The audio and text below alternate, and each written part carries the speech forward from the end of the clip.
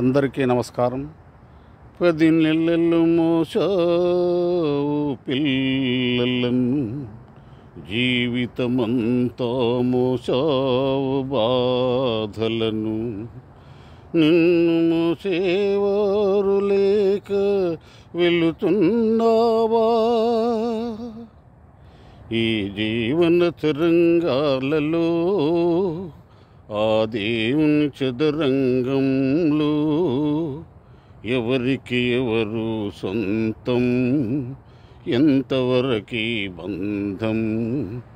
ఈ జీవన తరంగాలలో, ఆ దేవుని చదరంగంలో ఎవరికి ఎవరు సొంతం, ఎంతవరకి బంధం. కడుపు చెంచుక పుట్టిందొకరు, కాటికి నిన్ను మోసేదొకరు, తలకు కొరివి పెట్టేదొకరు, ఆపై నీతో వచ్చేదెవరు, ఆపై నీతో వచ్చేదెవరు. ఈ జీవన తరంగాలలో, ఆ దేవుని చదరంగంలో ఎవరికి ఎవరు సొంతం, ఎంతవరకి బంధం. మమతే మనిషికి బందిఖానా, భయపడి తెంచుక పారిపోయినా. మమతే మనిషికి బందిఖానా, భయపడి తెంచుక పారిపోయినా. తెలియని పాశం వెంటపడి నీ రుణం తీర్చుకోమంటుంది, తెలియని పాశం వెంటపడి నీ రుణం తీర్చుకోమంటుంది. నీ భుజం మార్చుకోమంటుంది. ఈ జీవన తరంగాలలో, ఆ దేవుని చదరంగంలో ఎవరికి ఎవరు సొంతం, ఎంతవరకి బంధం.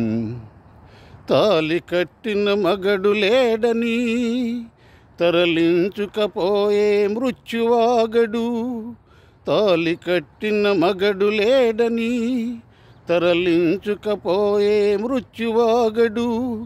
ఈ కట్టెను కట్టెలు కాల్చక మానవు, కన్నీళ్లకు గుండెకు చితిమంటలారక మానవు. ఈ జీవన తరంగాలలో, ఆ దేవుని చదరంగంలో ఎవరికి ఎవరు సొంతం, ఎంతవరకి బంధం. ఈ జీవన తరంగాలలో.